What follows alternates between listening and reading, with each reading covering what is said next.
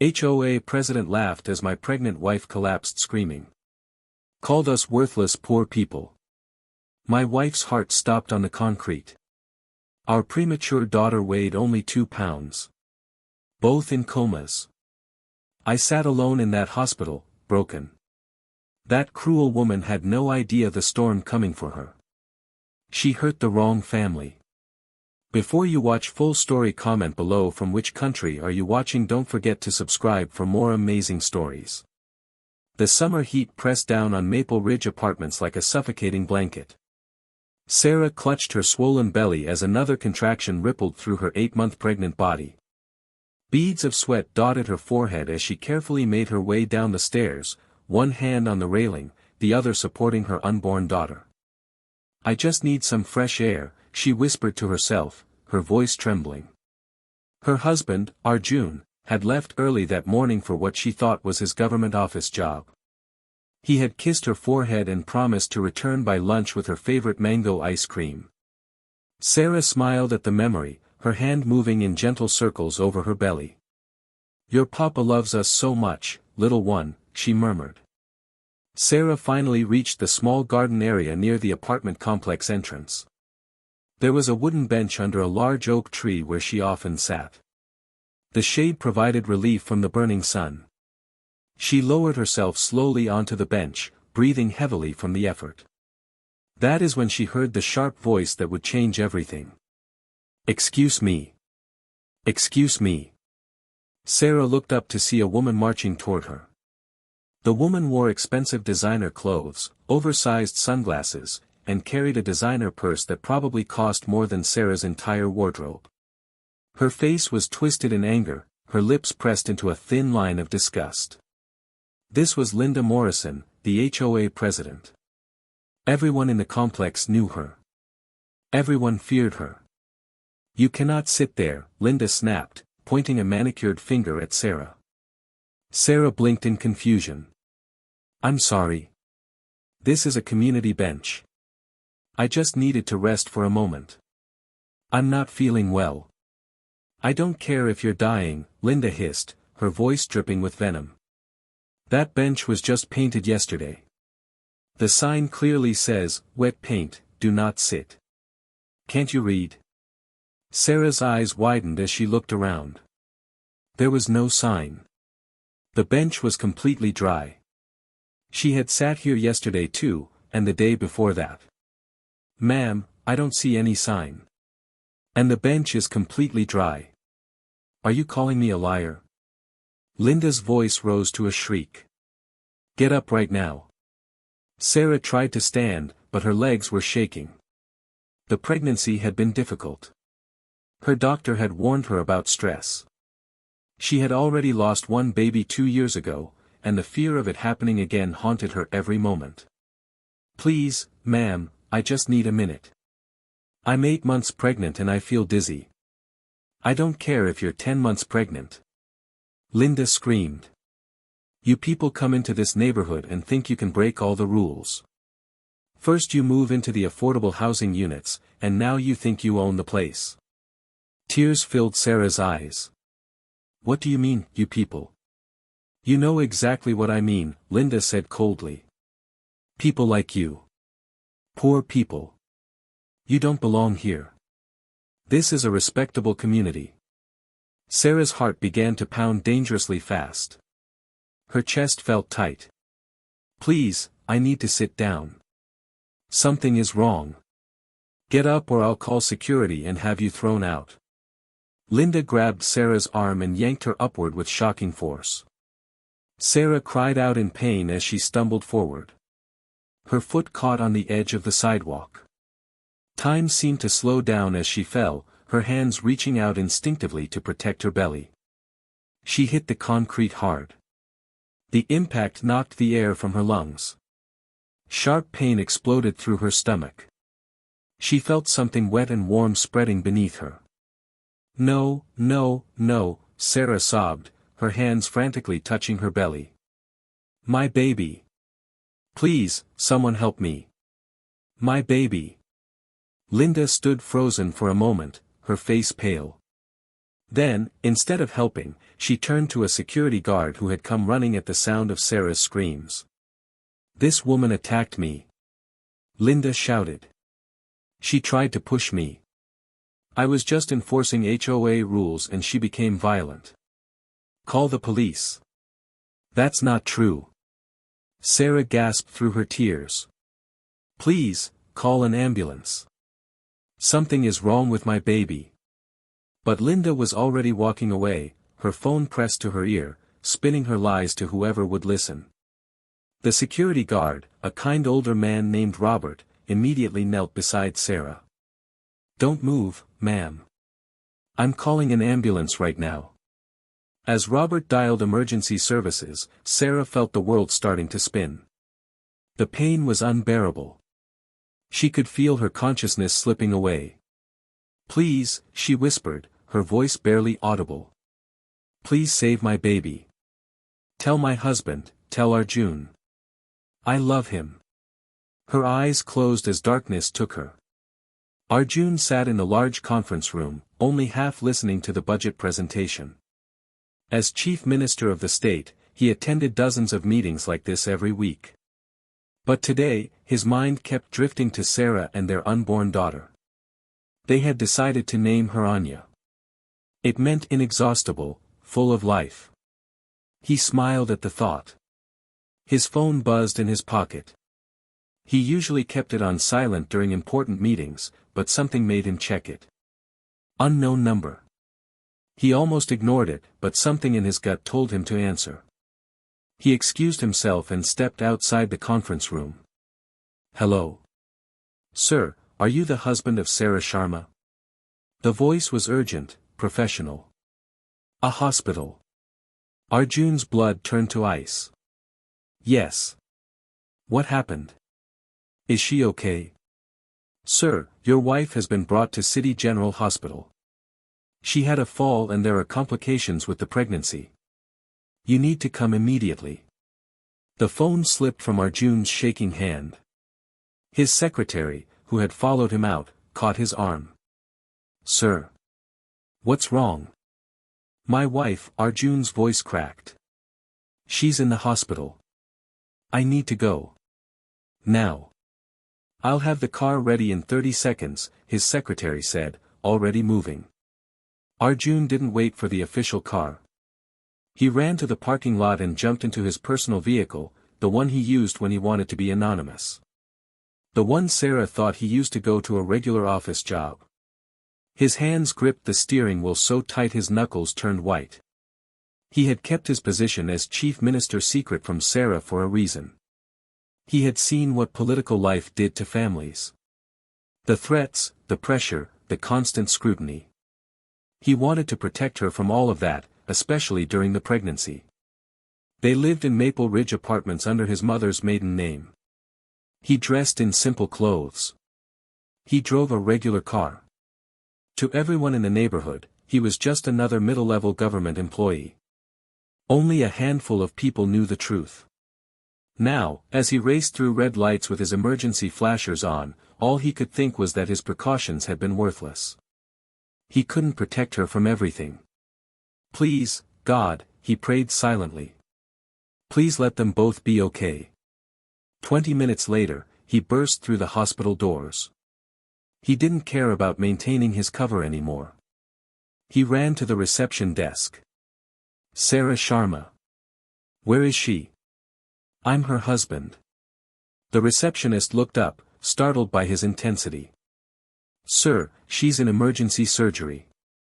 7th floor. But you need to." Arjun was already running toward the elevators. On the 7th floor, he found a doctor coming out of the operating room, pulling off surgical gloves. The expression on the doctor's face made Arjun's heart stop. "Doctor, I'm Sarah Sharma's husband. Please tell me." "Mr. Sharma," the doctor said gently. "Your wife suffered severe trauma from a fall. She went into premature labor. We had to perform an emergency cesarean section. Are they alive?" Arjun's voice broke. "Please tell me they're alive. Your daughter is in the NICU." She's very premature and small, but she's fighting. She has a chance. And Sarah? Arjun asked, though he was terrified of the answer. The doctor's expression grew even more grave. Your wife went into cardiac arrest on the operating table. We managed to revive her, but she had a massive heart attack. The stress and trauma were too much for her body. Mr. Sharma, your wife is in a coma. We don't know if she'll wake up. The world tilted. Arjun grabbed the wall to steady himself. No. No, this can't be happening. I'm so sorry, the doctor said. We're doing everything we can. Arjun felt tears streaming down his face. Can I see them? Of course. Follow me. First, they went to the NICU. Through the glass, Arjun saw the tiniest baby he had ever seen. Anya, his daughter. She was surrounded by tubes and monitors, her little chest rising and falling rapidly. But she was breathing. She was alive. She's a fighter, the nurse said softly. Just like her mother must be. Then they took him to Sarah's room in the ICU. Seeing her lying there, so pale and still, connected to machines, broke something inside him. He walked slowly to her bedside and took her cold hand in his. I'm here, my love, he whispered. I'm so sorry. I'm so sorry. I should have been there. I should have protected you. He pressed her hand to his lips and wept. A nurse approached quietly. Sir, the doctor wanted me to tell you something. Your wife kept saying something before she lost consciousness. She was trying to tell the paramedics what happened. Arjun looked up. What did she say? She said a woman named Linda Morrison pushed her. She said it was the HOA president. She kept repeating that she didn't do anything wrong, that she just wanted to rest. Rage, pure and white-hot, flooded through Arjun. Someone had done this to his wife. Someone had hurt her deliberately. Had caused his daughter to be born fighting for her life, had put Sarah in a coma. Tell me everything, Arjun said, his voice deadly calm. I want to know exactly what happened. Over the next hour, Arjun gathered all the information he could. The security guard, Robert, came to the hospital when he heard about Sarah's condition. The old man had tears in his eyes as he told Arjun everything he had witnessed. I saw the whole thing, sir, Robert said, his voice shaking with anger. Mrs. Morrison was cruel. She screamed at your wife. Called her terrible things. Said poor people didn't belong in the neighborhood. Then she grabbed your wife's arm and pulled her up from the bench. Your wife fell because of it. And then, sir, then Mrs. Morrison lied. She told everyone that your wife attacked her first. Arjun's jaw clenched so hard it hurt. You saw everything? Yes, sir. And the cameras did too. We have security cameras at that entrance. I need that footage, Arjun said. Can you get it for me? Robert hesitated. Mrs. Morrison is trying to have it deleted. She has influence over the security company management. But I made a backup copy. He pulled out a USB drive. I knew something wasn't right. I couldn't let her get away with what she did. Thank you, Arjun said, taking the drive. You may have saved my wife's reputation. Robert looked at him curiously. Sir, if you don't mind me asking, who are you? I've seen you around the apartments, but something tells me you're not just a regular office worker.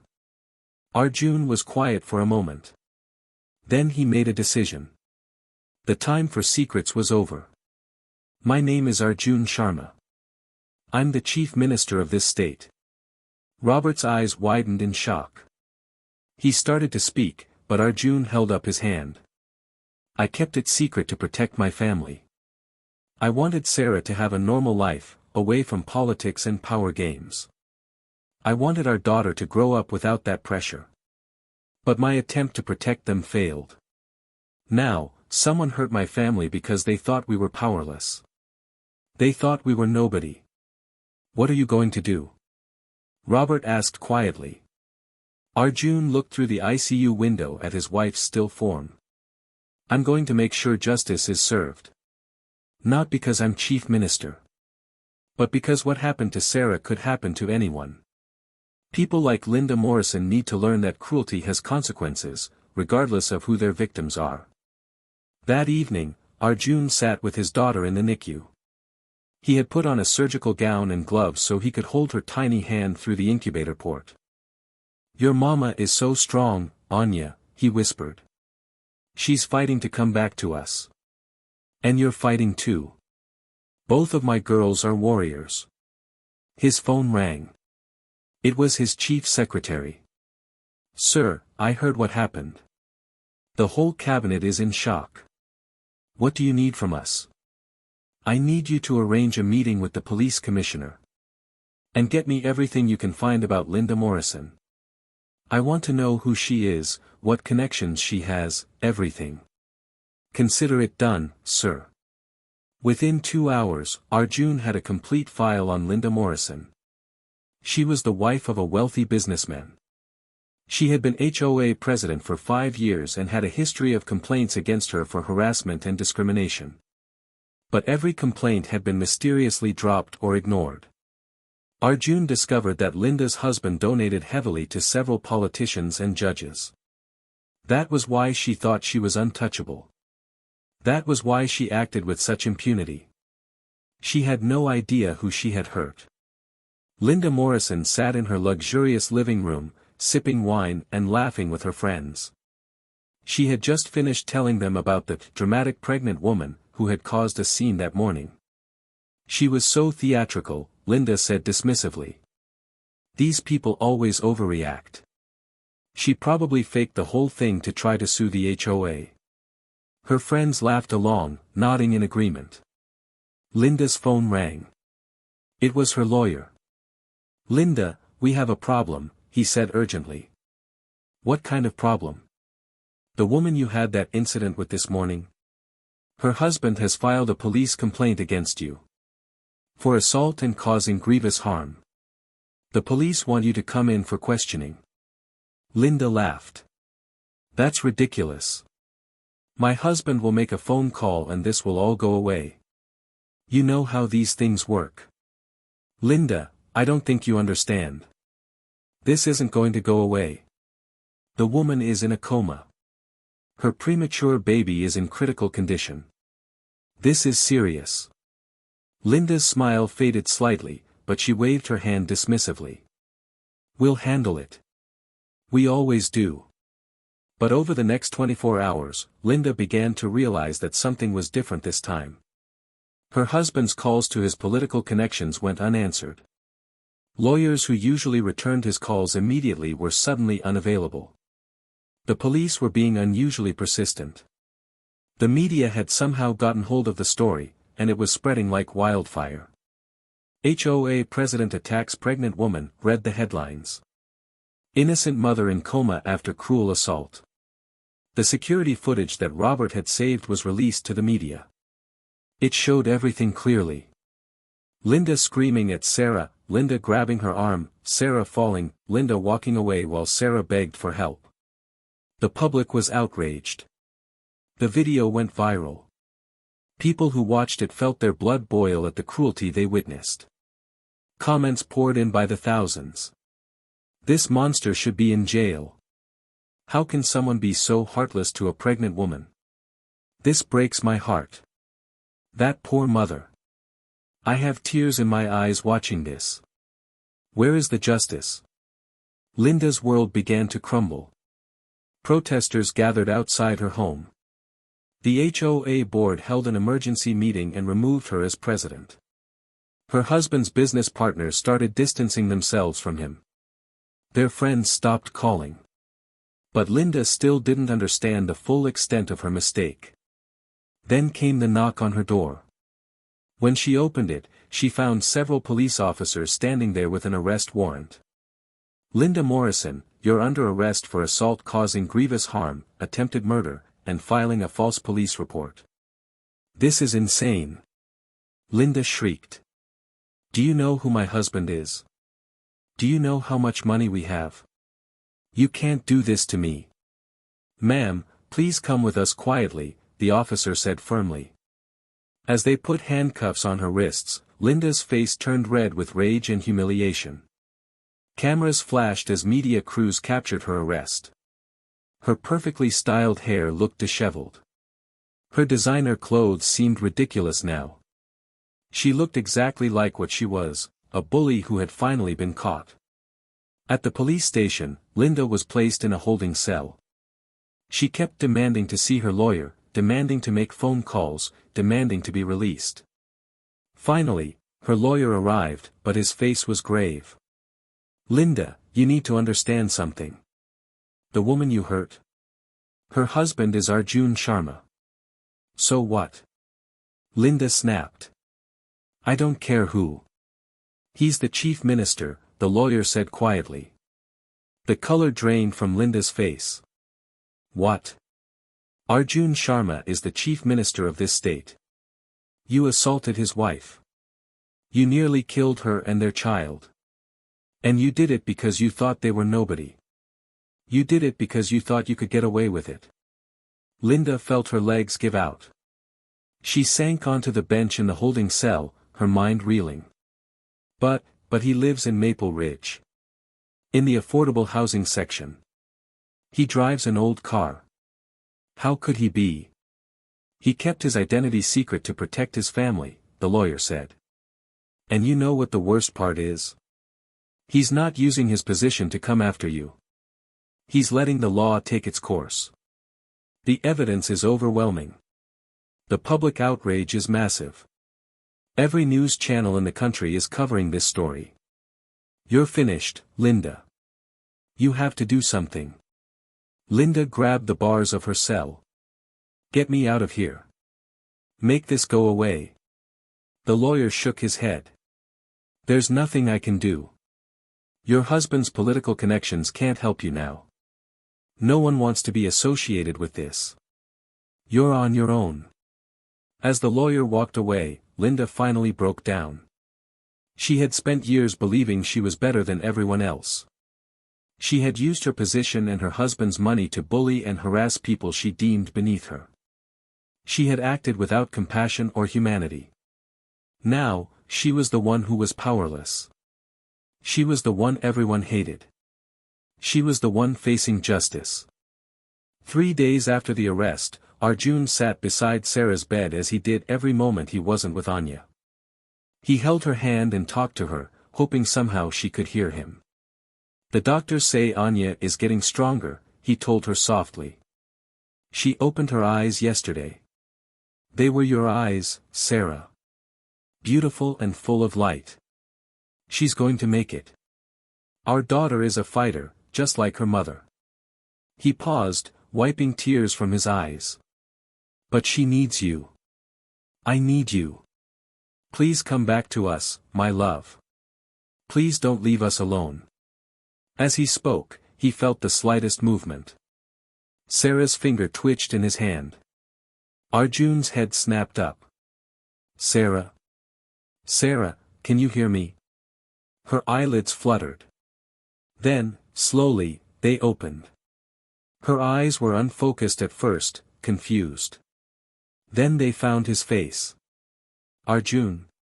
Her voice was barely a whisper, hoarse from days of unconsciousness.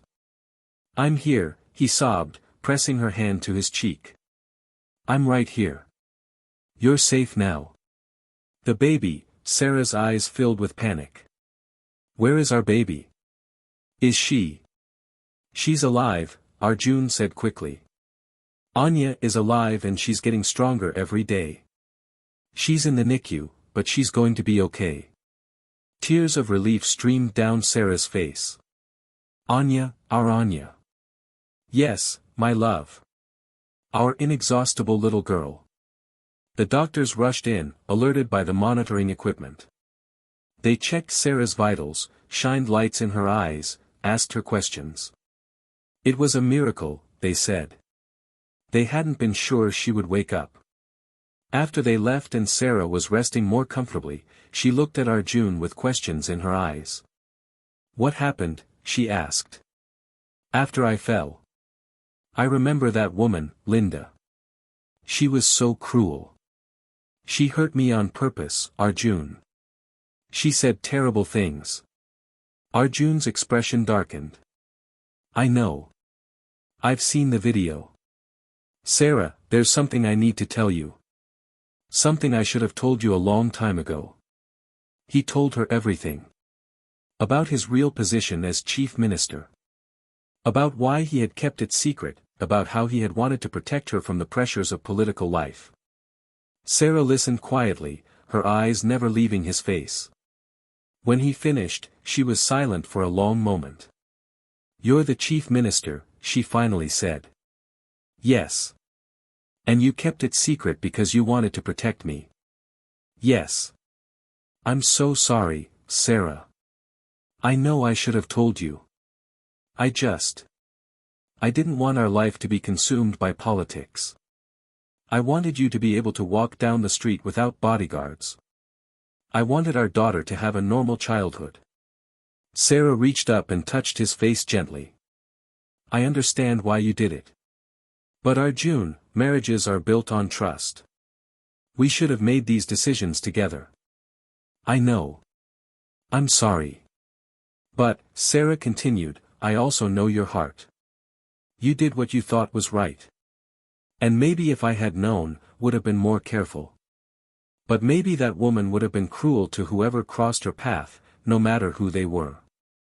She's been arrested, Arjun said quietly.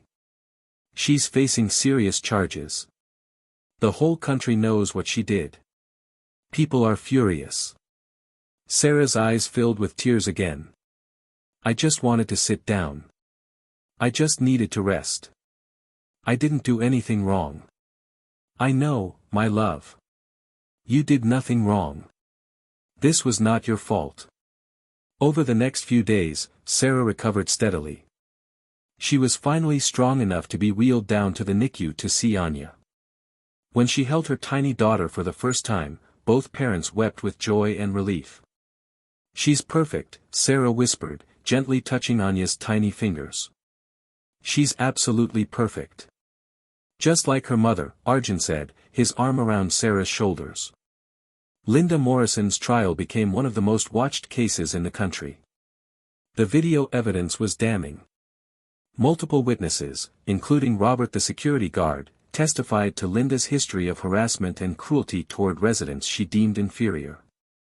The prosecution presented evidence of at least 15 other incidents where Linda had abused her position as HOA president to bully and discriminate against people. Most victims had been too afraid to speak up before, fearing retaliation. But now, emboldened by Sarah's case, they came forward. An elderly veteran testified that Linda had threatened to have him evicted because his car was too old and ugly for the neighborhood. A single mother described how Linda had called Child Protective Services on her with false allegations because she didn't like children playing in common areas. An immigrant family told how Linda had subjected them to constant harassment and racist comments. The pattern was clear. Linda Morrison had spent years being a bully, protected by her husband's money and connections. She had caused immense suffering to countless people who had no power to fight back. During the trial, Linda's lawyer tried every defense they could. They claimed Sarah had been trespassing. They claimed Linda had felt threatened. They tried to paint Linda as the victim. But the evidence was overwhelming. The video didn't lie. The witnesses were credible. The medical reports showed the direct link between Linda's actions and Sarah's injuries. When it was time for sentencing, the judge looked at Linda with barely concealed disgust. Mrs. Morrison, the judge said, you have shown a pattern of cruelty and abuse that is truly disturbing. You used your position of authority to torment vulnerable people. You showed no compassion, no empathy, no humanity. When confronted with a pregnant woman who was clearly in distress, you chose violence and cruelty. Your actions nearly resulted in 2 deaths. And even after all of this, you have shown no genuine remorse. Linda stood silent, her face pale. Her expensive lawyers flanked her, but there was nothing more they could do. This court finds you guilty on all charges, the judge continued. You are sentenced to 8 years in prison for assault causing grievous harm. You will also pay full medical expenses for both victims, compensation for pain and suffering, and a fine of $5 million to be distributed among all the victims of your harassment. Linda's knees buckled. 8 years. The reality of it hit her like a physical blow. Furthermore, the judge added, you are permanently banned from serving in any HOA leadership position, and you will be required to complete anger management and community service upon your release. This sentence should serve as a message that wealth and connections do not place anyone above the law. Cruelty has consequences. As the bailiffs led Linda away to begin her prison sentence, she finally broke down completely. All her arrogance, all her sense of superiority, all her cruelty had led her to this moment. She was no longer the powerful HOA president. She was just another prisoner, facing years behind bars for her crimes. The courtroom erupted in applause. The victims Linda had tormented over the years hugged each other, crying with relief. Justice had finally been served. 6 months later, Sarah sat in the renovated community garden at Maple Ridge Apartments. Anya was in her arms, now a healthy, growing baby with bright eyes and a ready smile. The little girl had defied all the odds. She was thriving. The garden had been transformed. Where there had once been only that single bench, there was now a beautiful space with multiple seating areas, shade structures, and flowers. A plaque had been installed, reading, Sarah's Garden, a place of rest for all. The HOA had undergone major reforms. The board had been completely replaced with fair-minded people who actually cared about all residents. Discriminatory rules had been abolished. There were new policies protecting residents from harassment. Robert, the security guard who had saved the video evidence, had been promoted to head of security. The apartment complex had also established a fund to help residents in financial difficulty, ensuring no one would face the kind of discrimination Sarah had experienced. Arjun had finally gone public about his identity, but he and Sarah still lived in Maple Ridge. They had decided together that this was their home. They didn't want to hide in some isolated, heavily guarded compound. They wanted to live among regular people, to remember what real life was like. Sarah had become an advocate for victims of HOA abuse and discrimination. She gave interviews, shared her story, and worked with lawmakers to pass new protections for residents. Her near-death experience had given her a mission, to ensure no one else would suffer what she had suffered. You know what's strange? Sarah said to Arjun as he sat beside her on the bench. I don't hate Linda anymore. Arjun looked at her in surprise. Really? Really, Sarah nodded, adjusting Anya in her arms. I feel sorry for her. She spent so many years filled with hate and cruelty. She never knew real love, real community, real connection with people. Her life was empty, and she filled it with being mean to others. That's a sad way to live. You're a better person than me, Arjun said, kissing her forehead. I still feel angry when I think about what she did to you. I was angry too, Sarah admitted. I still have moments when I remember that day and I feel scared and hurt. But holding Anya, seeing her smile, being here with you. I realized that Linda's cruelty didn't destroy us. It made us stronger. It brought about change that will help so many people. As they sat together, several neighbors stopped by to say hello and coo over Anya. Mrs. Chen, an elderly woman from the affordable housing section, brought them homemade dumplings. The Rodriguez family's children asked if they could play with Anya when she got older. Marcus, a young man who had been one of Linda's victims, thanked Sarah for having the courage to speak up. This was community. This was what Linda had never understood. Life wasn't about power or money or making others feel small. It was about these connections, these moments of kindness, these simple joys. That evening, as Sarah put Anya to bed in the nursery they had lovingly prepared, she sang softly to her daughter. You are strong, little one. You are loved. You are precious. Never let anyone make you feel small. Never let cruelty win. Always remember that kindness is the greatest power of all. Arjun stood in the doorway, watching his wife and daughter. He thought about how close he had come to losing them both. He thought about the lessons learned and the changes that had come from their suffering. He had been chief minister for years, passing laws and making policies. But nothing he had done in politics had created more real change than what had happened because of one cruel woman's actions toward his wife. Sometimes, he realized, change comes from the most unexpected places. Linda Morrison sat in her prison cell, participating in a mandatory therapy session. After 6 months behind bars, she had finally begun to confront the person she had been. "I spent so many years thinking I was better than other people," she told the therapist quietly. "I thought having money and living in a nice house made me superior. I thought people who had less than me were less than me. I was so wrong." In prison, Linda was nobody special. There were no servants, no expensive clothes, no one to intimidate. She was just another inmate. And in that humbling experience, she had finally begun to see her victims as real people with real feelings and real worth. She had received a letter from Sarah. Linda had been shocked that Sarah would write to her at all. The letter was brief but powerful. "Mrs. Morrison. My daughter survived. I survived. We are healing. I hope that someday you will heal too. I hope you will learn that every person deserves dignity and respect, regardless of their income, their appearance, or their circumstances. I hope you will use your time to become a better person. I have forgiven you, not because what you did was okay, but because holding on to hate would only hurt me. I choose to move forward with love instead. Sarah." Linda read that letter every day. She kept it folded in her pocket, a reminder of the grace she didn't deserve but had been given anyway. Meanwhile, across the state, Sarah's law had been passed, creating new protections for residents against HOA abuse and establishing oversight committees to investigate complaints.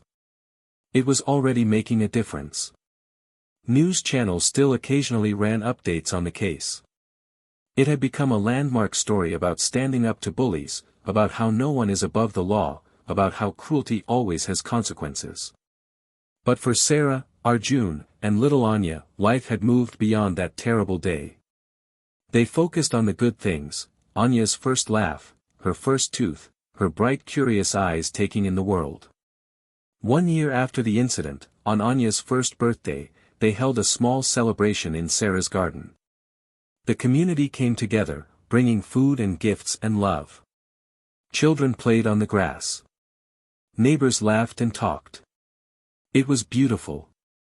As Sarah watched her daughter take her first wobbly steps, surrounded by people who cared for them, she felt overwhelming gratitude. Not for the suffering they had endured, but for the strength they had discovered.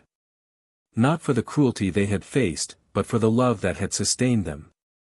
Arjun squeezed her hand. "What are you thinking about?"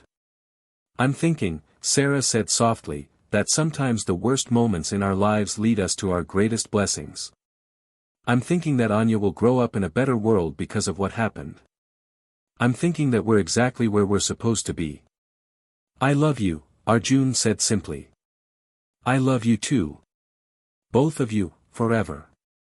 As the sun set over Maple Ridge Apartments, casting golden light across Sarah's garden, the community celebrated together. They celebrated life, love, resilience, and the simple but profound truth that kindness and compassion will always, eventually, triumph over cruelty and hate. And little Anya, taking those first tentative steps, moved forward into a future full of hope, surrounded by love, protected not by her father's political power, but by the strength of the community that had rallied around her family. This was the real power. This was what mattered. This was home.